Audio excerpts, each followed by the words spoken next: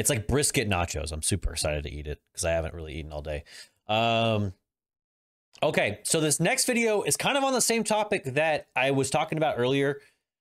Basically, there's been a policy in Twitch where if you're a banned or suspended streamer, that you can't have discussions, react to, talk about suspended streamers.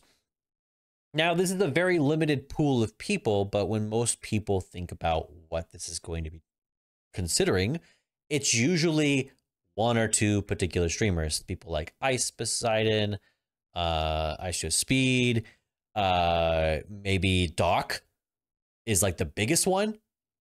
And while we will never find out what truly happened with Doc's ban, we can at least now react to it according to this post. So the post says, it says Twitch is updating its policy on suspended streamers. Creators can discuss, react to VODs and live streams from suspended users, but cannot have the suspended streamers on their stream or share content without reactions. To be honest, I don't necessarily agree with the second statement here. I don't think that's a problem. Now, if they're breaking TOS when that comes on, then both streamers should get the effects of the TOS administered to them. But it doesn't make sense necessarily to me to have like having a streamer on your stream. Like you can't do it. One of the things that I think Tim the Tatman, when he first started streaming on YouTube, said is when he was finally able to stream now with Dr. Disrespect, it was like a big like weight off his shoulders. Of course, he couldn't stream. There's people he can't stream with due to like the stream sharing, I think, policies back then, because it was like the whole thing of multi-streaming. It was still kind of like taboo. But the whole thing of a person being banned, being on another person's stream, being a bannable or TOS effect, to me isn't necessarily a big deal, because having someone on your stream doesn't necessarily pull that same level of crowd. I think that having someone feature is nice and it's great when streamers work together, but making it to where certain people can't respond or react to those videos kind of cuts off a certain level of content to where it goes, there's us and then there's them. I don't think necessarily that's the point that we should be trying to, I guess, figure out. Like we shouldn't necessarily trying to separate like who's us, who's them, and which ones should we belong to or do or not do. Why would I want a brand risk on my stream to begin with? No, I understand that for sure. If you have somebody who's like spouting those things or maybe saying those things that are negative, like you don't necessarily want that person on your stream to begin with. But my main issue with it in the first place was it created this sort of hush mentality with the suspended streamers or these banned streamers who were basically, we don't know the reason for their suspension, the reason for their ban, but they're gone. And now it's like, not only can't we know about why they were suspended, but also we can't talk about it. We can't talk about them. We can't talk about their content. And it kind of was just unfortunate because Dr. Disrespect was like, his videos were hilarious. His streams were hilarious. He had a lot of funny clips and had a lot of like really cool things that he would do as well. So I'd be the type to make everybody sign an NDA. You know, I mean, that wouldn't be a bad idea. And that seems to be kind of the case without there being an actual NDA, if that makes sense. It seems that every streamer who's been suspended sort of on questionable stances doesn't say anything, usually with reason. And I think that's because if there's something you're banned for and it's not something you can effectively dispute for any particular reason, then usually, even if it's to a smaller degree than to what's claimed, there is fault on at least the streamer side to a degree as well. Like they're saying, oh, I didn't do this, but I did this, so I can't fight the suspension enough. Usually with these 24-hour, 48-hour bans, Twitch is kind of wishy-washy about like how much they'll follow their TOS. But I think when they pull the trigger of being like, this account is closed, they don't go back on what they say as kind of a rule. And I think that's because they don't want to like embarrass themselves, though it kind of happens anyway. I think they want to like avoid that PR of being like, oh, that ban that destroyed someone's life and deleted all their content off of Twitch is it, like, that's our bad. Like they don't want to be in that, put in that situation, I think is the reason they don't do that. So it says, today we're making a change to our suspension evasion policy to help provide clarity around what's allowed when viewing content. Moving forward, our community guidelines will allow you to discuss or react to VODs or live streams from suspended users. Hosting user directly on your stream, sharing their content verbatim without reaction or discussion or commentary, or having a suspended user participate in your channel is still not allowed. So I think this is great for reacting to older content. There's a lot of older content that is great. There's also a lot of older content that is absolutely unsavory that was happening on Twitch, that it's kind of like, by having that, like not being able to have that content on there, it almost limited it.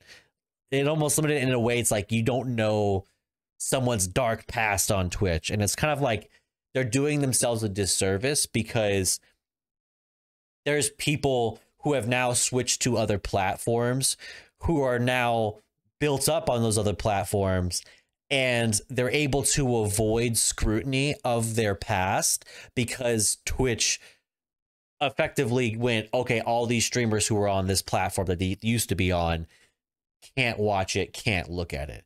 So in a way, like if you're in the know and you knew when it, like you knew what happened when it happens, you know about it. But I mean, how many people watching Doc today know that the reason he was likely banned was because, one, it seemed like he was jumping contracts and there was a mess involved with that, and that two, basically Twitch found out that he was scouting out, or at least doing something that breached his contract with Twitch, and them finding out that he's looking around and trying to basically put himself in a better situation, breaking his contract, breaking the rules of his contract, is what got him banned and the reason why he streams on Twitch or YouTube now.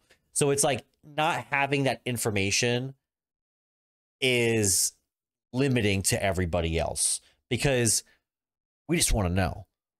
Not that necessarily we always have a right to know everything that happens, but honestly, some of these situations are super shady to begin with. So honestly, what do I think should happen with this? Should it be taken further? Is this enough? I think this is a baby step in the right direction, having it to where people can actually watch some of that old content. There are funny videos and funny streams and stuff like that from these suspended streamers, that not having that risk of something being banned, someone being banned because they're watching that suspended streamers content, is like it's a good thing. It's a step in the right direction. It's a good thing. One thing I'm wondering is why, like why now? Like why are we saying that we like discussing reactions to these VODs live streams for suspended users? The only reason I think of is not because of people like Ice Poseidon, Gideon, Aiden Ross, Speed, Doc, Destiny. I honestly don't think it's because of these particular streamers. I think it's because there are streamers, we've talked about this before, there are sexual content streamers who are constantly on the line of being banned, suspended, and it's like a taboo topic that you can't necessarily talk about. And with it constantly happening back and forth, it's like, oh, so you're saying those people when they're banned, but then all of a sudden removed banned. that that people can't react to it, discuss it, talk about it. I think they want that discussion to happen, and they don't want people to risk like their channels being closed because they're talking about suspended streamers. I think this is for them. I think this is for people talking about this constant evolving meta of sexual content on stream, and not necessarily 5 to 10 streamers that were popular that are streaming on other platforms now. I think it's nice to have that old content be available, but I honestly don't think that it's for that. Honestly, I don't think that it should be, if someone's channel is suspended, they shouldn't necessarily not be able to be on that platform anymore. Like deplatforming someone, I think, is a bad move usually, because not because like, oh, like woe is them that, you know, you're affecting their lifestyle, their livelihood. If they broke the rules, they broke the rules. But I think it's because there are other platforms, allowing it to still be on the platform, allowing those streamers to still be on the platform, I think is a good sign on Twitch that it's like, we're not going to give you a platform to do that again, but we're at least going to give you the space to where that crowd that you attract still uses our platform, because some people will shift their entire platforms for certain streamers. I can't think a lot of the like Doc communities, Tim communities, other YouTubers. I can't necessarily think that they would leave those streamers because they pull regular thousands of viewers who will watch their stream and only their stream. There are a lot of streamers who watch specific streamers and they do not watch other streamers. They do not watch small streamers. They watch just a few. So I honestly think it's not a good idea to just deplatform someone as a whole, but at least giving someone the space to be like, well, they can still exist on the platform, just not on one where they can host bad ideals. You know, if you have someone spewing hatred, someone spewing bad ideas and racist ideas and hateful ideas, I don't think they need a space to influence people.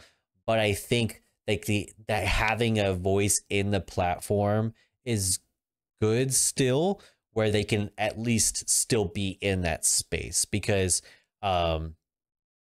it removes, whether we like it or not, a chunk of people that I think would be better off maybe in other people's streams. It's kind of like when I end stream, I would like someone to watch a stream that's similar to mine. That's the people I would like to raid. Similar in content, similar in energy, similar in quality, similar in those type of senses. And so I think it's the same way with these people who've been suspended. So that's my honest thoughts on it. I think this is a step in the right direction. I think ultimately, however you stream and what you stream is not necessarily I don't necessarily care about it, but when it comes to suspended users and suspended content users, a lot of things I don't agree with certain streamers, but it's not my place to be like, and it's not my place, and it's not necessarily a good idea to just be like, oh, we'll just deplatform them, because I think that usually creates a lot more division, or they go on another platform and then it ends up just being worse overall. So deplatforming, bad idea. Let the ideas happen. You know, if someone has bad ideas or hateful ideas and terrible ideas, and you don't agree with those ideas, they probably weren't going to watch your content, or they're probably not interested in a content that you're interested in anyways. So let it be. You know, as long as it's not creating actual hurt and harm to people, then let it be. Just because I'd rather it be existing and somewhere you could push it off to the side mentally and not think about it, not talk about it, not watch it, versus somewhere else where it's affecting somewhere like the exact same hate and hatred somewhere else. I don't know. I don't know the exact best idea for this, but that's just my thoughts on it. So hope you liked the video. Hope you liked the reacts. talking a lot about changing metas and changing Twitch rules. So tell me what you think about this new Twitch change, whether you think these suspended users should be outright just removed or maybe allowed back onto the platform at some point for all these people who've been banned. Put it in the comments, like the video, subscribe to the YouTube while you're there. I'm uploading videos there semi-regularly. Also follow the Twitch stream. It's all Sean Set Go. We stream Monday, Wednesday, Friday at 11 a.m. Central Standard, or 6 p.m. Central European. I'll catch y'all in the next one.